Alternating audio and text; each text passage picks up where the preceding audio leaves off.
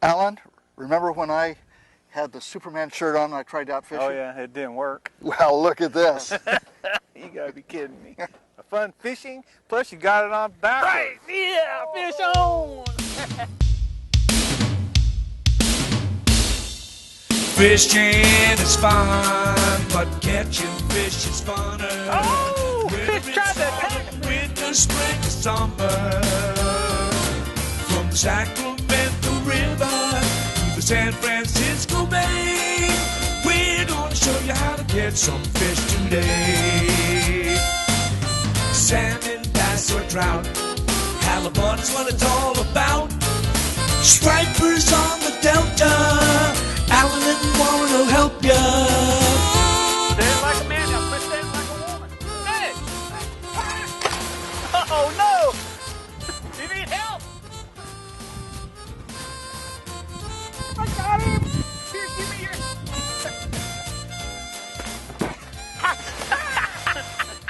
It slipped! It slipped! Whoa!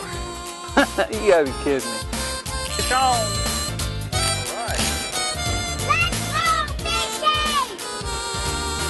Fishing is fun, but hooking is the only way. We're gonna show you how to catch some fish today. Welcome to Fun Fishing. I'm Warren Trumbley. Hi, I'm Alan Fong. We're down here in the California Delta, and we're going to show you guys how to do some bass fishing. Okay, and tides are important? Tides, current, weeds, and the height, the water height, very important. We're going to show the viewers how I attack this delta down here and catch a lot of fish. So we're going to be talking about all of those today? We're going to be talking about all those, and I'm going to show them how to catch them. I'm going to show you my secrets. Oh, no, not really. Are we going to be catching a lot of fish? I am. Catch you.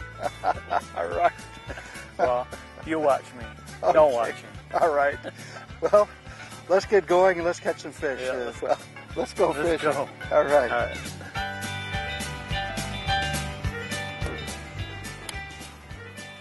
I think one of the hardest things to understand is actually the tides. You know, you get a tide book and you'll pick it up and look at it, and you're kind of confused by the numbers on the side. They actually give you the water height, how much the water falls every day. Here's one. Fish on. Good I got. Well, you got lucky, didn't you? Lucky? Shoot. This is breakfast. The next one will be lunch, and the last one will be dinner. We got a bet, right? Yeah, I guess so. It's McDonald's for breakfast, Burger King for lunch, and dinner will be Taco Bell. Hey, Warren, see where we're at right now on this bank here? Right now we're at a incoming tide, so the water's rising. It'll be up probably about another foot, and then it'll start heading out. And what happens is, like right now, we're going over some weeds right now, but later on we're going to bring the viewers back here and show them how there's no water here later in the afternoon. No water here? No. So tides are very important because when the tide rises, the fish move in off these weeds to feed, and then as the tide falls, they move out. And I believe they sit underneath these weeds and they don't actually do anything. They'll just sit there and wait till the water moves up at a certain height, then they'll come up and feed again. I mean, you could always catch them, but I've always had better luck when the water is higher than lower. You know, every day of these fish, their lives, the tide comes up and down 2 times a day. So in other words, you have a high and a low every day. And what happens is those fish are born, so every day, that's just part of their daily routine. So they know. Right now we're using reaction baits, trying to get one. Usually in the morning they'll be out on the edges of the tules here feeding. But sometimes when the water rises, they'll move inside these tules where the water is way back there, and you can't actually get to them. So in that sense in there, we'll start flipping and doing different types of fishing instead of using these reaction stuff on the outside. So I mean, you might want to try it. Get your sweet beaver or your Cinco and start pitching it up into the tules. Okay. Now, what's the difference between a reaction bait and a Cinco? Cinco is more of a subtle, slow presentation where you're just dropping it down in front of them. And your reaction baits are something that you're moving it a little bit faster and they actually have to come out and strike it instead of dropping it in their face. Because you can see these little buffer zones inside here, you know, where there's weeds, like where you're throwing it's all deep water. But where that buffer zone is where they're going to be sitting. It's about 10 feet from us to the tulies. It's actually the clear area. And they use those zones to feed in. They ambush stuff as they move in. So a lot of these fish are actually looking toward the tulies, not looking out, you know, where we're at. Okay, so they're not in the tulies looking back out. They're out here looking back into the they're tulies. looking into tulies. Something will come out and then they whack them. So that's why sometimes, you know, you can go to a flipping bait and have be more successful. We're going to try it in a minute here. Oh! Oh, shoot. Did you see that? What happened? I did a warn number. The warning number. You're running well. See these spots? They're going to be sitting in your shaded pockets. See those tulies right there? Yeah. You see how the water is a different color? That means there's no weeds there. So those are the spots you want to flip. Okay. Being accurate with your pitching and your flipping is so crucial down here. Fish on. Oh. See another one, Alan? You got your little pocket counter? Doesn't go that high. You see that lip? Because he's probably been digging in, trying to get crawdads. We'll be back with more fun fishing. See that stuff way back there? Way in there, that's where you should go. Because underneath those weeds, it's still like a highway. Okay. See, those are the things you have to, you look for. I always look for my next target before I even get my lure out of the water. When I pitch in, I'm already looking around, seeing where else I'm going to go. So with these sweet beavers, you're just casting out and letting them fall and then bring them right back in? Yep, I usually let it fall, and then I might move it once or twice, just lift it up and down, and then pull it back out and re-flip. Because if they're anywhere around, especially on when they're feeding, they're real aggressive. So when you pitch it in there, he'll come and eat it. If he doesn't eat it in 1 or 2 pumps, you're not going to get it. Okay. And like, see all this floating hyacinth? A lot of them are probably back in the back yet, because I think the tide's just changing. Okay. And they're probably still sitting way in the back of those pockets. See, as we're coming over here, you see this tule corner right here? Okay. Wind blowing, currents going this way at us. The fish are looking that way. They're looking. Okay. So right now, if I figured there'd be a fish, he'd be right in the corner of that tule right there. Okay. So what I'm going to do is I'm going to cast past the point, and then I'm going to just swim it by real slow. And he should be looking that way, right at my lure. Will he be in front of the tule or behind? He'll be right there, right in that little shade pocket. So like if there was one there, he would have ate my lure, but he didn't. But he, see the way the current and the wind's blowing, he would be looking that way, and he'd be right in the shade on the corner of that tule right there. Okay. And if you brought your lure by there, he would just come out and ambush it. Okay. So what I'm looking for is points. Like out here, see these isolated tules? Same thing. They're going to be looking. Sometimes they'll use these ones on the outside, and sometimes they'll use one on the inside. So I'm going to go right by where you just went. Yeah, sometimes it takes multiple casts to get them to hit. Whoa! What was that? That was wishful thinking. But see, all these spots out here are just places that they would sit by utilizing the current and the weeds, and they're just an ambush point for them. All right. So it could be just a little stick up like this where you only have a couple of little tules, or there could be a big clump like a solid mass wall. Okay. But they're going to be using that current in their favor. So all these spots like there, like where you just cast, those are good spots. And remember, when you get a bite, you got to set it hard.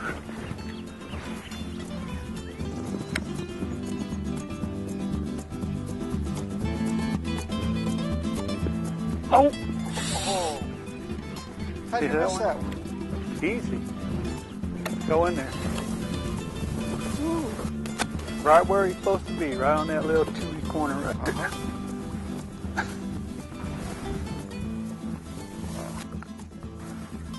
A nice little bass. Nice. You got that on a horny toad? Yep. See how we got the wind blowing in, tide coming in, and what happens is like see these little, like this corner, like this tule clump right here. They'll sit on that corner and they have to face into the current. So when you bring your bait through the outside of the point, that's when you usually generate your strike. So you want to pitch it right on the outside of the corner here. Okay. And just reel it past, real slow right there. And see these little islands, like this is like a little island all by itself.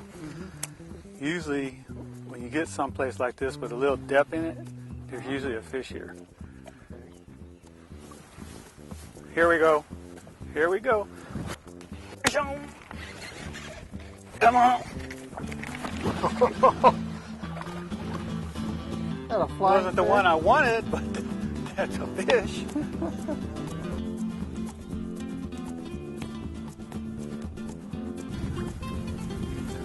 And you know, like right now, the boat's actually only sitting in about 2 feet of water. You can look down and see the weeds right there. But it's real shallow here. And as this tide rolls out later today, there won't even be no water here. Fish on. Oh, another one bites the dust. You missed me. See that island? Held 2 fish. Little 10-foot spot there all by itself. It held, usually in the springtime you come up to a spot like that and there'd be like a 5 or 6 pounder. Nice little Delta bass. Yeah.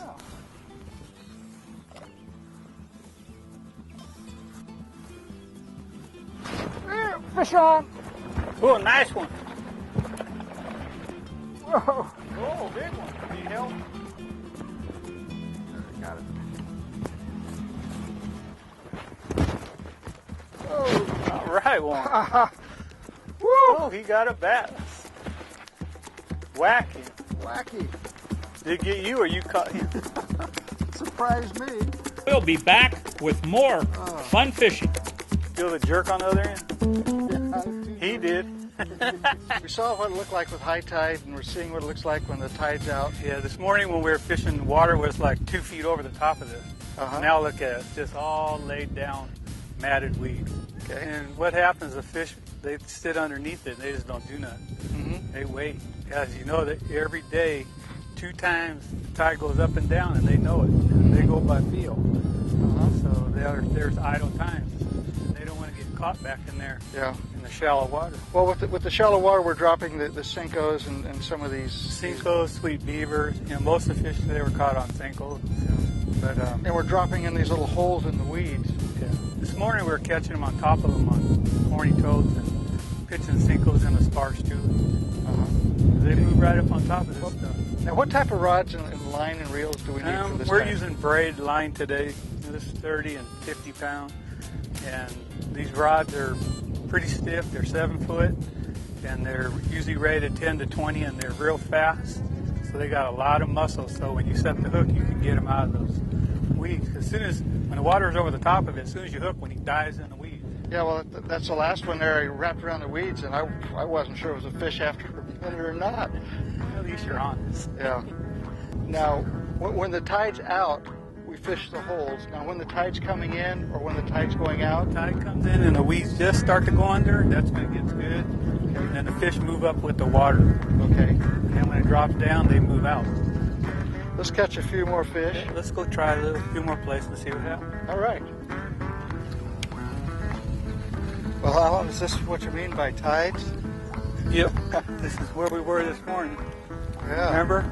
Pulled up here on this corner, there's no weeds, it's just all water. Tules, we were way above this. We were fishing over this. Yep. We actually went over top. This is what happens when the tide goes out.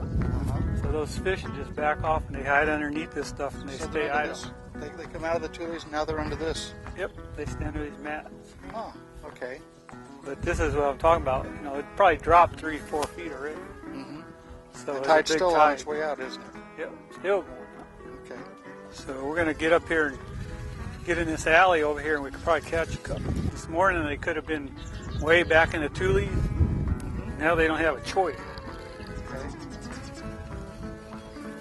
But it's a lot of work of getting in here. Really. You need a Vegematic to go through this, don't you? Yeah. A dicer slicer. You kidding?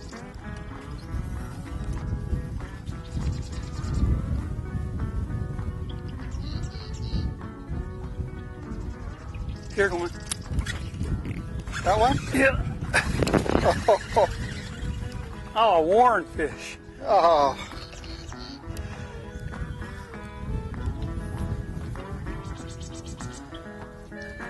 Look, I'm not warm. That's what's warm. That guy over there.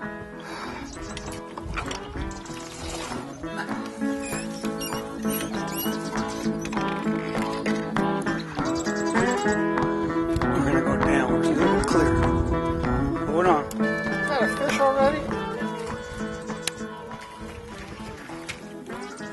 I don't know what you're doing there, Alan. That guy back there. Oh, one swirled behind it. Oh, man. Oh.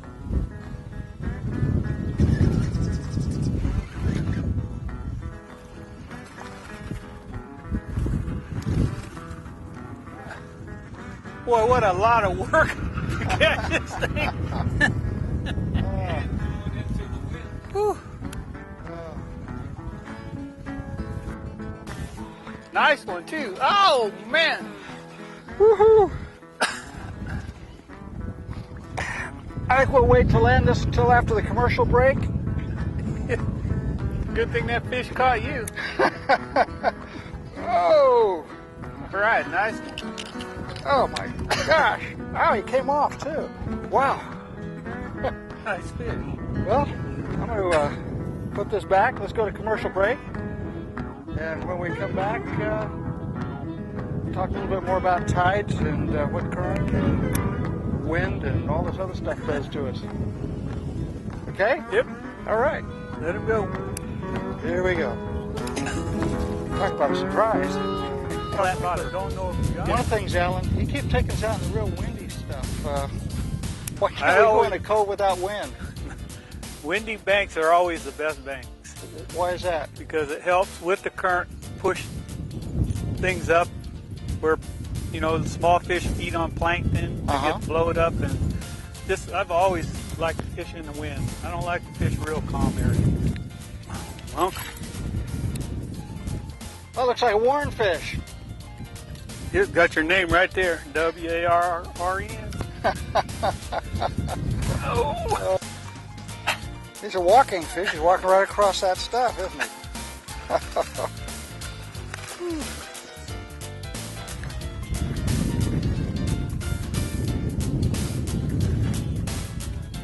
That's a nice fish, Alan. Nice. Yeah. Was about 10 pounds. Oh, I thought it was closer to 25. But this is a nice bass. Over 3, maybe Yeah. 4. Smart move, dude.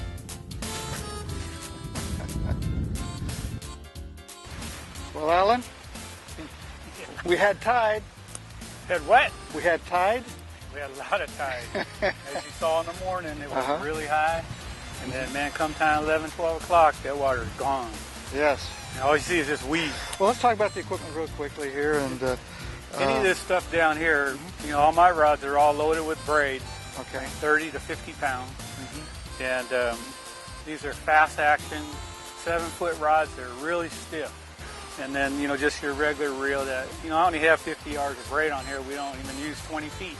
Let's talk about what we used out there today. Yeah, one of the first baits that we used today was actually a horny toad.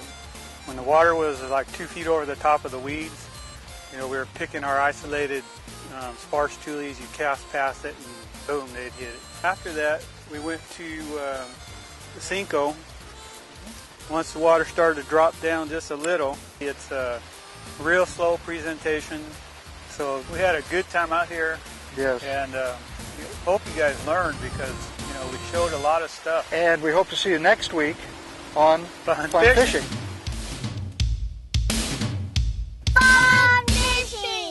Fishing is fun, but catching fish is funner. Whether it's autumn, winter, spring, or summer. From the Sacramento River to the San Francisco Bay, we're gonna show you how to get some fish today. Salmon, bass, or trout, halibut's what it's all about. Stripers on the Delta, Alan and Warren will help ya. Our camera guy was out fishing the other day and he fell out of the boat. He couldn't get back in. The best way to do it is swim back to the back of the boat. Okay. Put your feet on there. That trim button right here. Right here. Trim it up. There you go. Climb in. That's how you get back in the boat if you ever had to. Now, if he could do it, anybody could do it. Use your motor, trim it back up, and you just climb right in. Alan! Alan, wait for me! Hey! Hey! Fishing is fun, but hooking is the only way. We're gonna show you how to catch some fish today.